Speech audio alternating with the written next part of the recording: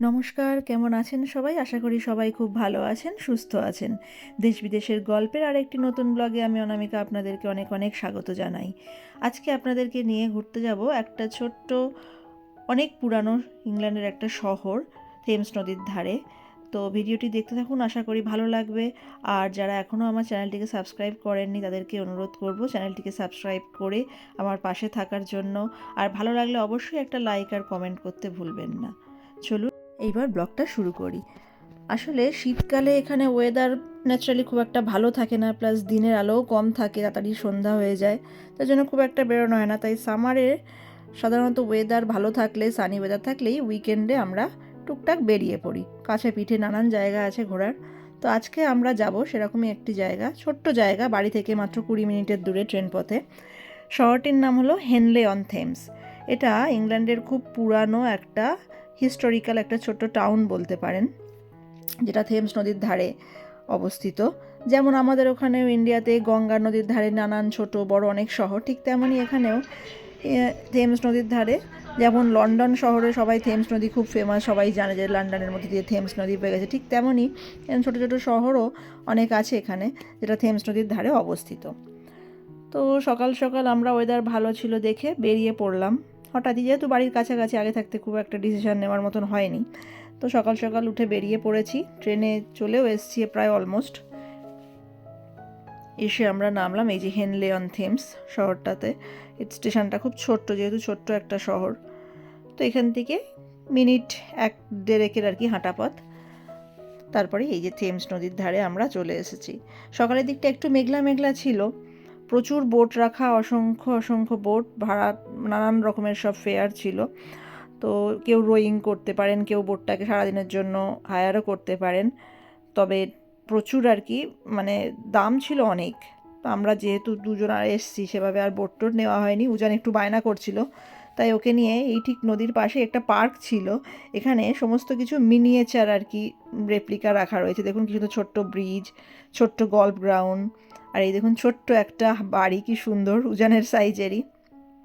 তো উজান এসব দেখে একটু উজানকে মনটা ডাইভার্ট করার চেষ্টা করা হচ্ছিল, কারণ ও বায়না ধরেছে ও বোটে যাবে।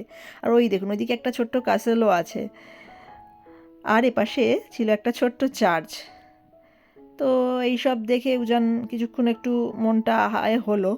এখন আবার বায়না ধরেছে বোট চড়বে, হয়তো খিদেও পেয়েছে, তাই নদীর ধারে এলাম, এসে একটু খাওয়া দাওয়া করে নেবো এখানে আমরা।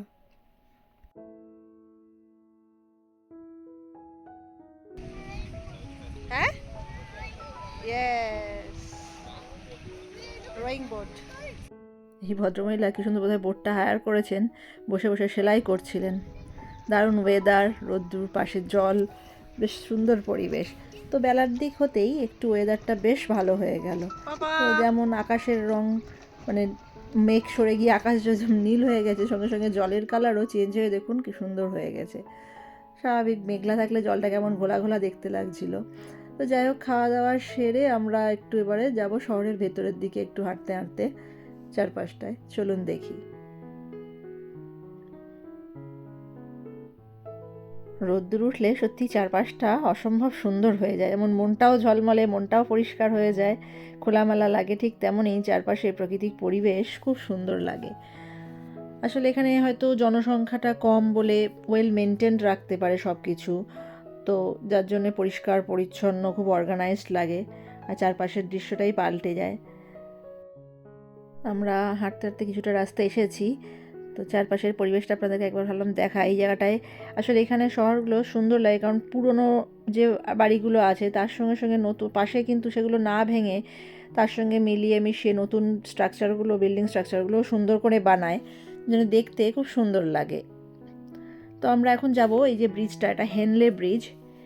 এই ব্রিজটা নাকি 2010 সালে একটা বোট আর কি, মানে মিস্টেকেনলি ধাক্কা লাগায় বোটের সাথে, ব্রিজটা অনেকটা ড্যামেজ হয়েছিল। তারপরে 2011 সালের ওই সময় নাকি অলমোস্ট 2 লাখ পাউন্ড আর কি খরচা করে এই ব্রিজটাকে আবার রিপেয়ার করেছিল। মানে ইচ্ছা করলে ওরা নতুন কোনো ব্রিজ বানাতে পারতো, কিন্তু শহরের অস্তিত্বের সাথে আর কি বজায় রেখে, মানে এই পুরানো যেহেতু ব্রিজটা সেই তখনকার আগেকার দিনে বানানো, সেইভাবেই ব্রিজটাকে আর কি রিপেয়ার করেছে, রিপ্লেস করে নতুন কিছু বানায়নি। যাই হোক, ব্রিজটা ক্রস করে মানে দিকে আমরা আসলাম শহরের এই পার্টটাতে। তো এখানেও বেশ সুন্দর সুন্দর দেখুন পুরানো বাড়িগুলো, এত সুন্দর লাগছিল দেখতে। এই বাড়িটা দেখুন কি সুন্দর, মানে পুরো যেন মনে হয় সেই সিনারি বা ছবিতে কোথাও দেখেছি সেরকম ধরনের। তো আমরা কিছুটা এখানে হাঁটলাম, হেঁটে এখান থেকে আমরা যাব শহরের আর একটু ভিতর দিকে।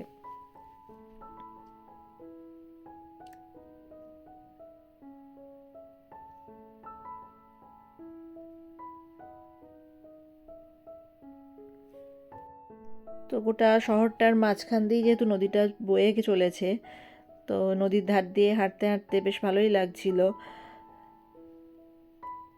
আমরা একটা সাইড থেকে এসে এবারে আসবো সোজা চার্চের সামনে, এটা এখানে আর কি হেনলে অন থেমস এটা চার্চ। তো চার্চের মধ্যেও একটু ঢুকবো, চলুন দেখে আসি ভিতরটা।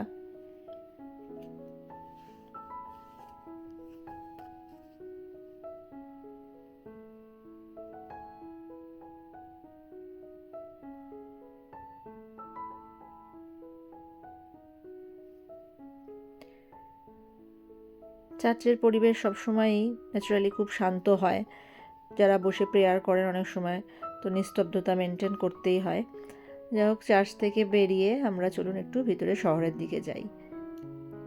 যাব আরও একটা জায়গা, এখানে প্রচুর অ্যান্টিক জিনিসের দোকান আছে।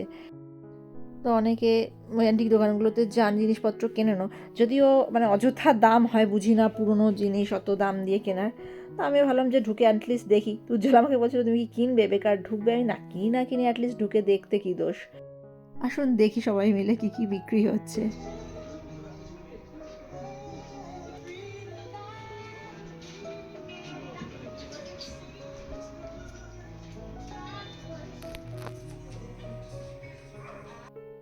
যাই হোক, কিছু তো কিনলাম না, এমন কিছু পছন্দসইও লাগলো না।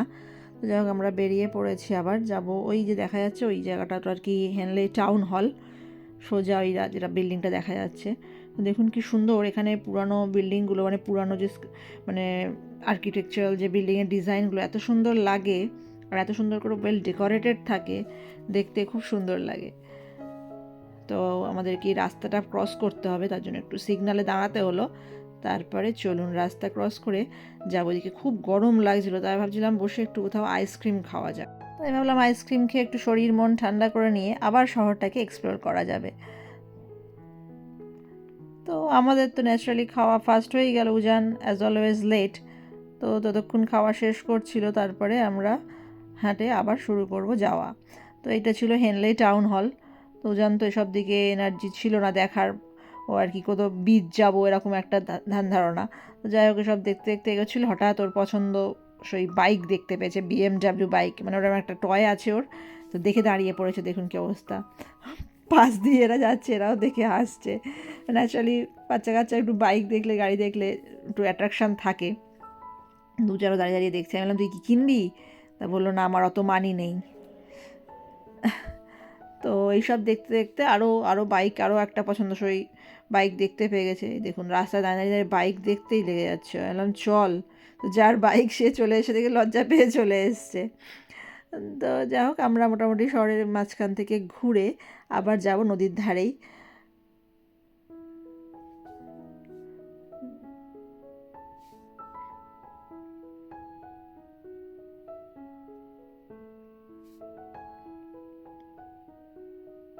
দেখুন একটা সুন্দর জিনিস দেখায়, এখানে তো এরকম পোস্ট বক্সগুলো এইভাবে থাকে রাস্তার ধারে, বা কোনো সময় কোনো বিল্ডিংয়ের ধারেও থাকে। তো এখানে পোস্ট বক্সটার মাথায় কেউ বা কারা জানি না কি সুন্দর একটা উলেন ক্রুসের ডিজাইন করে পরিয়ে রেখে দিয়েছে। উজান বলছিল আমি এটা নেবো। হ্যাঁ তুই নে, তারপরে তোকে পুলিশ এসে ধরবে।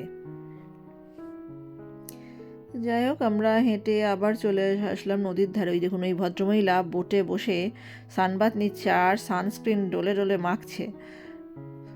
এরা প্রচুর, যেহেতু শীতকালটা একদম রোদ্দুর থাকে না ধরতে গেলে, তো সামারে যতটুকু রোদ্দুর এরা পায় প্রচণ্ডভাবে উপভোগ করে নেয়, শরীরের দিক থেকেও আর মনের দিক থেকেও।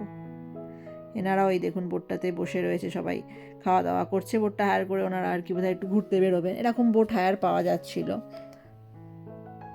তো আমরা চলে যাবো এবারে বাড়ির দিকে।